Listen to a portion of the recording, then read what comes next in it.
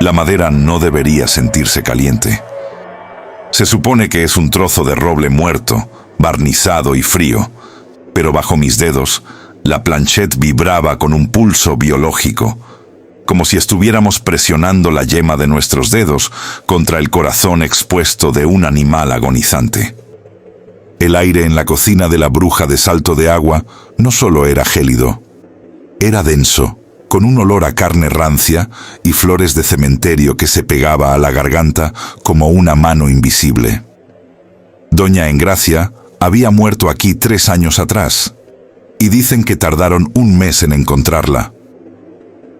Su cuerpo se había fundido con el suelo de madera, dejando una mancha oscura y aceitosa que ahora servía de base para nuestro tablero. Lo que nadie decía en el pueblo era que sus gatos no murieron de hambre. Se habían alimentado de ella hasta que la locura o algo más oscuro los consumió.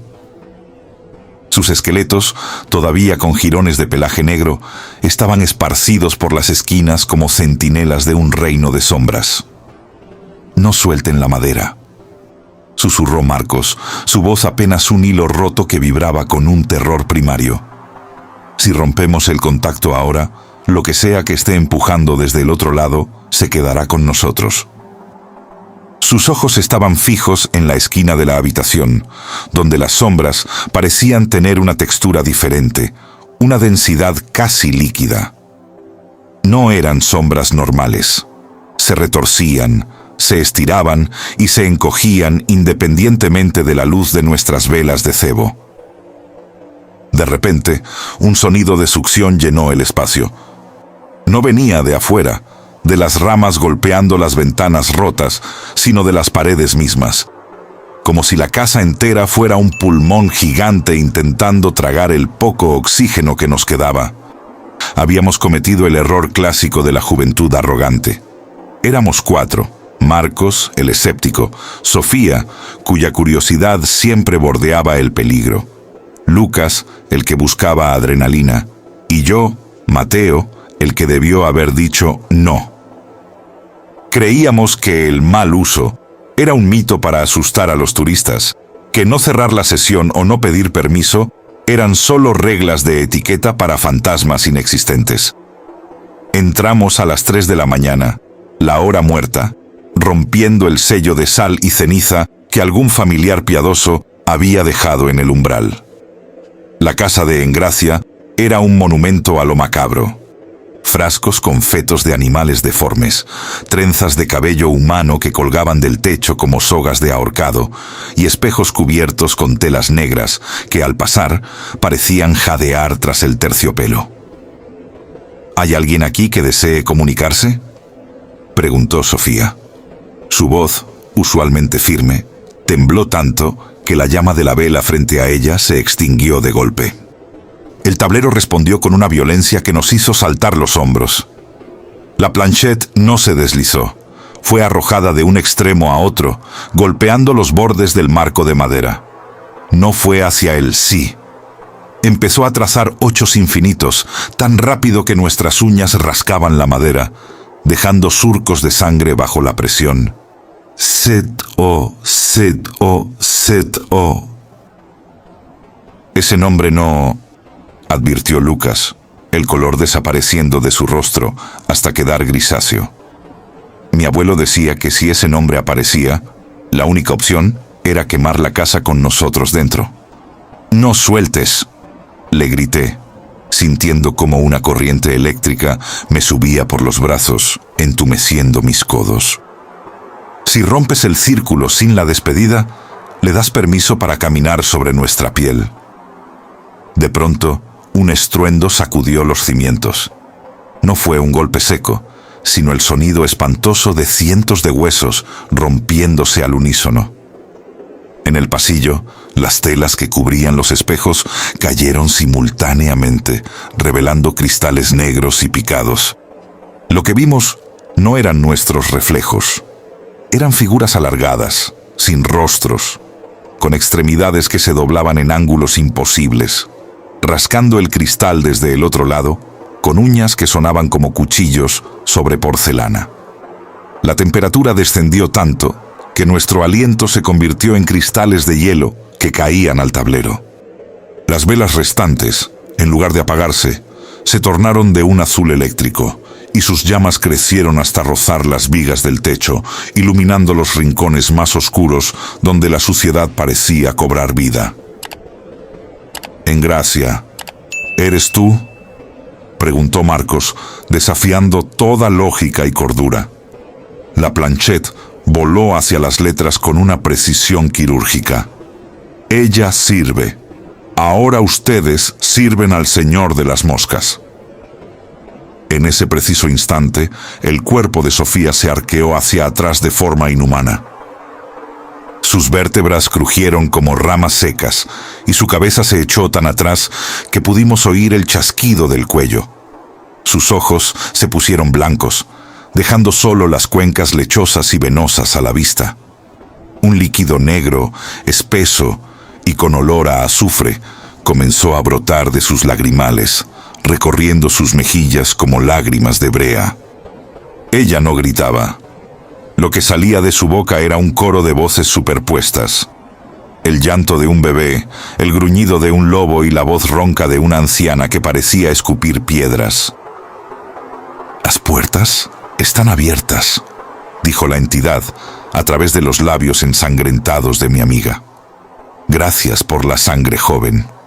La vieja Engracia tenía la carne amarga, pero la de ustedes es dulce como la miel». Los muebles de la cocina empezaron a levitar. Las sillas se azotaban contra el techo rítmicamente, marcando un latido infernal. Los frascos de la bruja estallaron uno a uno, liberando un hedor a podrido tan potente que Lucas comenzó a vomitar bilis sobre el tablero. El pánico, ese animal ciego que devora la razón, se apoderó de Lucas. Soltó la planchette y se puso de pie para correr. Fue su sentencia de muerte. Una fuerza invisible lo levantó del cuello y lo lanzó contra la pared con tal potencia que el sonido de su esternón colapsando resonó en toda la casa. Quedó suspendido en el aire, a 2 metros del suelo, mientras sus extremidades eran estiradas en direcciones opuestas por ganchos invisibles que desgarraban su ropa y su piel. «Mateo, haz algo, ayúdala», gritó Marcos, intentando sostener a Sofía, quien ahora convulsionaba en el suelo, golpeando su cabeza contra la mancha donde murió la bruja. Fue entonces cuando lo vi. Del centro de la mancha de aceite en el suelo empezaron a emerger dedos. Primero 1, luego 10, luego cientos. Eran dedos largos, amarillentos, con uñas enterradas en la podredumbre, que buscaban desesperadamente algo a qué aferrarse. La casa ya no era una estructura de madera y piedra, era una boca abierta hacia el mismísimo infierno, y nosotros estábamos parados en la lengua. El aire se volvió una sustancia sólida, un plasma de estática y gritos ahogados. Lucas, suspendido en el aire, emitió un sonido que me perseguirá hasta el día en que mi propio corazón se detenga. El crujido de sus hombros desprendiéndose de sus cuencas. Sus piernas colgaban inútiles, mientras las manos invisibles lo giraban como a una marioneta rota. «¡Suéltenlo!», rugió Marcos, lanzándose hacia su amigo. Pero antes de que pudiera tocarlo, el suelo bajo sus pies dejó de ser madera sólida. La mancha de la muerte de Engracia se expandió como una mancha de tinta en el agua. El agujero no revelaba los cimientos de la casa, sino un vacío absoluto, una negrura tan profunda que parecía tener peso. Marcos cayó de rodillas, sus manos arañando desesperadamente las tablas podridas, mientras las manos amarillentas que brotaban del abismo se enroscaban en sus tobillos, hundiéndolo pulgada a pulgada. «¡Mateo, no me dejes!», gritó, su rostro deformado por un terror que ya no era humano. Traté de alcanzarlo, pero Sofía, poseída por esa fuerza antigua, se interpuso en mi camino. Se movía como una araña, sus extremidades dobladas hacia atrás, su rostro a escasos centímetros del mío. Sus ojos blancos destellaban con una inteligencia maligna que no pertenecía a este mundo. «No hay salida para los curiosos», siseó la voz coral a través de ella. «La vieja bruja nos alimentaba con ratas y gatos. Ustedes son un banquete». En ese momento, la realidad se fracturó por completo. Las paredes de la cocina empezaron a sangrar un lodo negro que siseaba al tocar el suelo. Los espejos del pasillo estallaron hacia adentro, y de los fragmentos no salió luz, sino sombras con forma de niños deformes que empezaron a trepar por mis piernas, mordiendo mis pantalones con dientes de cristal. Entendí entonces nuestro pecado. No era solo haber jugado con el tablero, era haber entrado con soberbia en el santuario de una mujer que había pasado su vida conteniendo a estos demonios. Engracia no era la villana de la historia, era la carcelera. Y nosotros habíamos matado al guardia y abierto las celdas. El perdón. Recordé las advertencias de mi abuela sobre el respeto a los muertos. Hay que pedir permiso, incluso ahora. Pero el tablero estaba arruinado. En su agonía, Lucas había pateado la planchette, rompiéndola contra la pared. La madera se había partido justo por la mitad, dejando la palabra adiós aislada, inalcanzable. Sin el adiós, el portal era una herida abierta que no dejaba de sangrar oscuridad. Marcos desapareció. Sus dedos fueron lo último que vi antes de que el agujero se tragara sus gritos. Lucas cayó al suelo como un fardo de carne muerta, inmóvil. Me quedé solo con Sofía, que ahora levitaba en el centro de la habitación, rodeada por un torbellino de objetos, cuchillos de cocina, frascos con fetos y mechones de pelo girando como un huracán de pesadilla. De pronto, el caos se detuvo. Un silencio sepulcral, más aterrador que los gritos, inundó la estancia. Una figura se materializó frente a mí, emergiendo de las sombras de la chimenea. No era un monstruo, era Engracia. No lucía como la bruja terrorífica de los cuentos. Era una mujer anciana, de espalda encorvada y ojos cargados con el peso de 1000 inviernos. Sus manos, transparentes como el humo, sostenían un rosario de cuentas de madera negra.